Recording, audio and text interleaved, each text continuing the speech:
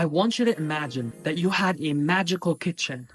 Whatever you asked for was prepared and ready in seconds. You shared it generously with other people because you're not scared of ever running out. So one day, somebody comes to your door and knock knock, bringing you pizza, saying, I will give you pizza, but only on one condition. If you do exactly what I ask you to do, and if you stop, I will stop giving you pizza. Of course, having all of that food and that beautiful magical kitchen, you would never say yes to that offer. But now imagine you were starving. You could hear your stomach growling for some food. Of course, you might accept that offer because you'd be desperate. So this is a beautiful illustration, a beautiful story from the book, The Mastery of Love, that shows you how self-love, when you fill yourself with love, nobody on the outside can manipulate you. People that would try to manipulate you, narcissistic people, anybody that would try to harm you, when you have self-love, you're protected because you would never accept something that doesn't honor you. Now, I'm not saying that you're going to not have problems in life or that your life is going to have no challenges. And that's not the case. But you would deal with your problems from a completely different level of experience. You will have so much more access to your brain because in that moment, you're not stuck in the past or in the future, in the shame and in the guilt and the anxiety and the pain. You're able to be present with whatever is going on in this moment, present with yourself, allowing the parts of you that maybe when you didn't love yourself as much, you used to shut down. Your sensitive side, your intuitive side, sometimes the side that is able to propose solution. Maybe somebody told you when you were a child that you were not smart enough, you were not good enough, or maybe you told yourself.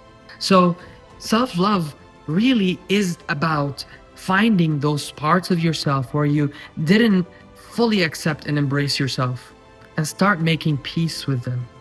Start becoming whole, a whole person, not as a fragmented personality where one part is resenting the other part and one part is fighting with the other part.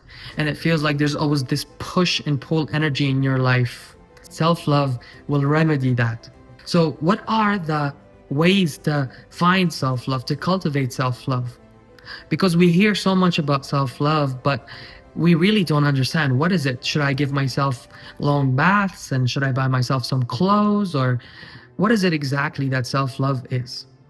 So the easiest way to understand how to cultivate self-love in your life is to understand these three pillars. The first pillar is recognizing and transforming the inner critic into the inner cheerleader. This is such a powerful technique because it changes the whole game. See, so much of the time we're stuck in our minds, we're stuck in the future, we're stuck in the past. We're shaming and guilting and blaming ourselves, and we're just stuck in these mental cycles that never stop. And that's because the brain is trying to figure out a solution. See, your mind's job, or its number one priority, is for you to survive, is for you to be alive. And the way it does that is by keeping you away from anything that causes you pain or that it doesn't believe or you don't believe is helpful to you. And you know this very well. When you first came to this planet, you were this vulnerable being that couldn't feed itself, take care of itself, do anything for itself. It learned so fast that it's so dependent on the adults around it. It had to be loved and accepted by them. As a child, we all learned to be people pleasers and to do everything we can so we can be accepted and loved, because all that we wanted to do, all that our mind is trying to do is help us survive. So in its attempt to help you survive, your mind has created an obstacle for you as an adult now, because you're not being your authentic self. You're trying to be an image that you've created that you thought was going to be accepted by those around you. And you've been trying your entire life to fit into this impossible image because it's not really who you are. And you can maintain it maybe for a while, but after a while, it will feel like depression. It will feel like anxiety. It will feel like something is wrong. Because your inner self, who you really are, your soul, your spirit, is always calling for you. It's always calling on you to move forward. See, In this reality, if something is not growing and expanding, it is dying.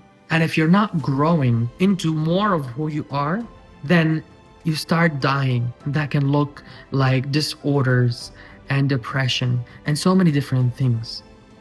So the mind is just trying to protect you, and it's trying to do it by criticizing you in order to get you to act or behave in a certain way so you can be that image that you believed was acceptable.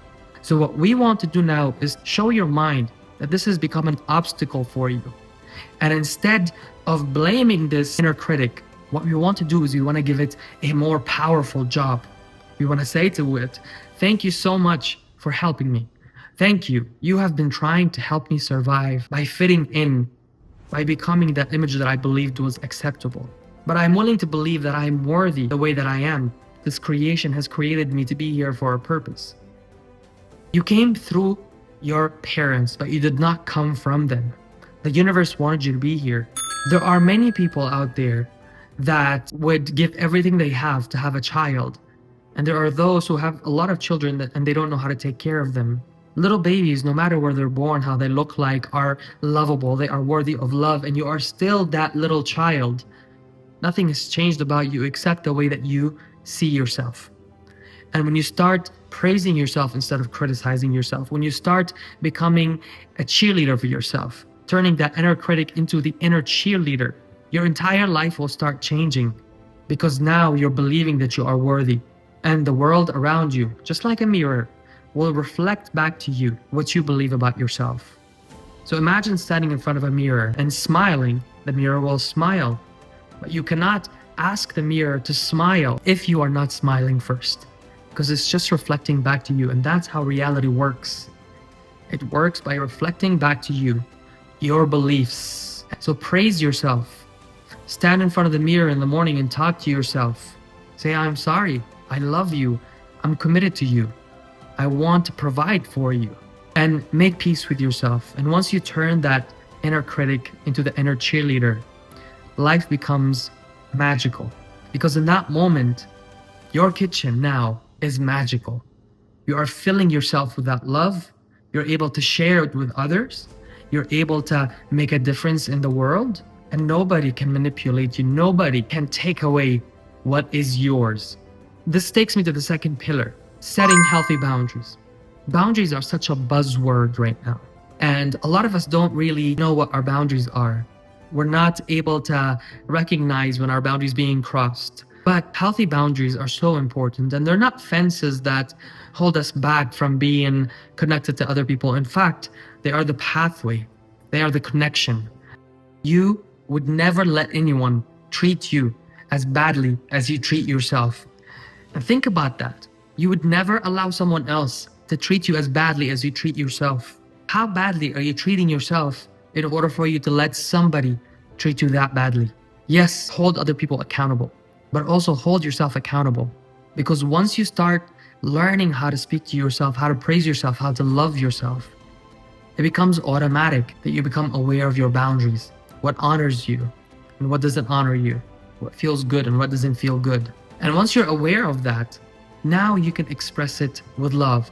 A couple of months ago, I was visiting my family, and they were loving me and feeding me all my favorite foods. My mom cooked for me, my sisters cooked for me, and they would feed me until I was way too full. And when I say, no, I'm full, thank you so much, they kept on feeding me. And I felt myself just obligated to continue eating. See, I hadn't seen my family in a few years before I went to see them. And I felt like it was me showing love by allowing them to feed me a lot. They're doing it out of love, obviously. They want to take care of me. I was allowing my own boundary to be crossed so that I can please other people and show them that I love them.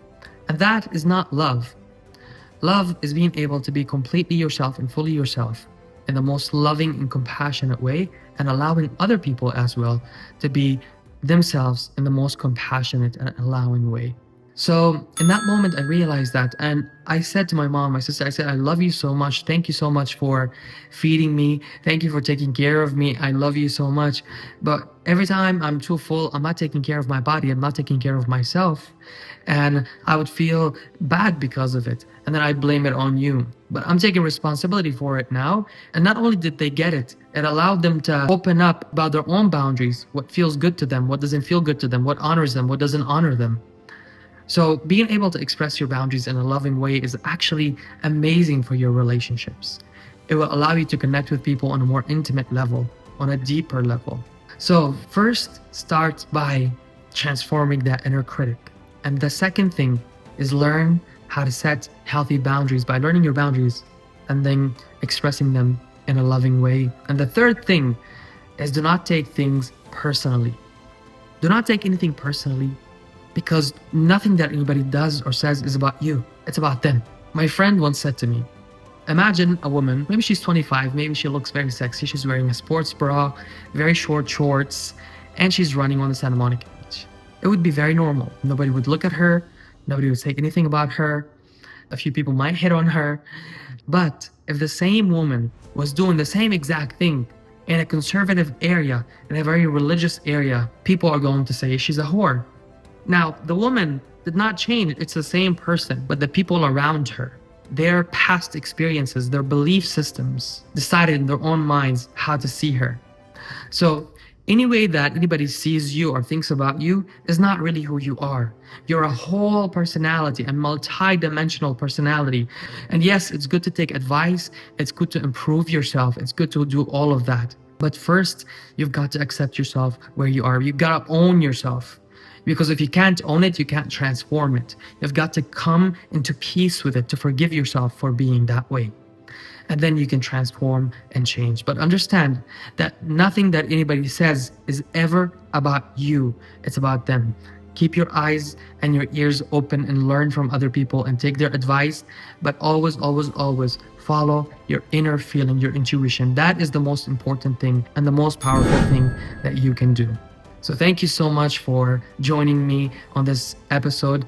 Make sure you listen to my hypnotic meditation video where we're going to integrate the same information about self-love in a hypnotic meditation where your unconscious mind will absorb these ideas and integrate them into your life in a more profound and powerful way. So thank you so much for being here, and see you later.